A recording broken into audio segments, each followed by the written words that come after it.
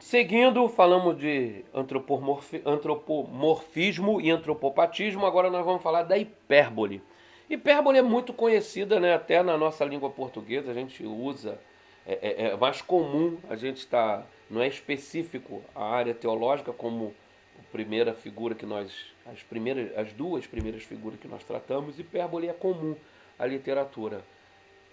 São expressões, são palavras, termos usados para hiperdimensionar, para dar uma visão de grandeza, uma noção de grandeza. E no caso do texto bíblico, às vezes expressões são usadas para dar uma ideia de profundidade. Por exemplo, quando o texto bíblico diz, ame, lá em Marcos, que diz, ame o Senhor teu Deus de todo o teu coração, de toda a tua alma, de todo o teu entendimento, de toda a tua força. Não há palavras hiperbólicas. Todavia, a expressão como um todo, a sentença, a frase, ela é uma hipérbole. A ideia, se a gente não considerar isso, a gente vai chegar aqui, então está dizendo que o homem é coração, é corpo, alma, isso. A gente vai partir o homem nas partes que o verso divide. Todavia, o que há ali é uma intenção de profundidade, de inteireza, com todo o seu ser. O que quer dizer isso? Ame o Senhor teu Deus com todo o teu ser. Então há uma expressão hiperbólica. Não há uma palavra que podemos classificar essa parábola, essa palavra, esse termo aqui é uma hipérbole. Mas há uma expressão hiperbólica. E isso a gente precisa prestar muita atenção.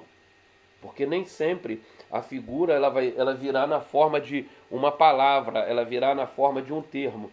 Às vezes ela pode ser uma expressão. E no caso da hipérbole, ela visa dizer mais do que literalmente significaria.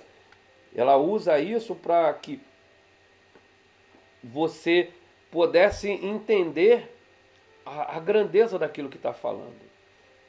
Um recurso que dá uma ideia também de grandeza é o próprio hebraísmo, ou de profundidade também, né? Quando Jesus, por exemplo, usa muito o recurso do hebraísmo, que é em verdade vos digo.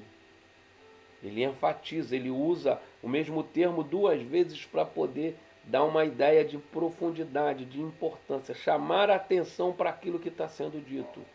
Não deixa de ser uma ação hiperbólica, de dimensionar para além da literalidade, para além do que literalmente se diria, quando dito de outra forma. A terceira figura que nós vamos falar aqui é a metáfora. Nesse livrinho aqui que eu apresentei a vocês, a metáfora, ele diz o seguinte: essa figura se baseia em alguma semelhança entre dois objetos ou fatos, ou em que um deles se caracteriza com o que é próprio do outro. Por exemplo, quando Jesus diz, eu sou a videira verdadeira, Jesus se caracteriza com o que é próprio e essencial da videira. E ao dizer aos discípulos, vocês são ramos, ele caracteriza-os com o que é próprio dos ramos. Então Jesus, eu sou a videira verdadeira, vós sois os ramos. Então Jesus se caracteriza como uma videira e caracteriza os discípulos como ramos dessa videira. Então aqui na nossa definição nós colocamos que metáfora é uma comparação no qual uma coisa representa a outra. Então a gente tem a videira representando Jesus nesse texto. Os ramos representando os discípulos.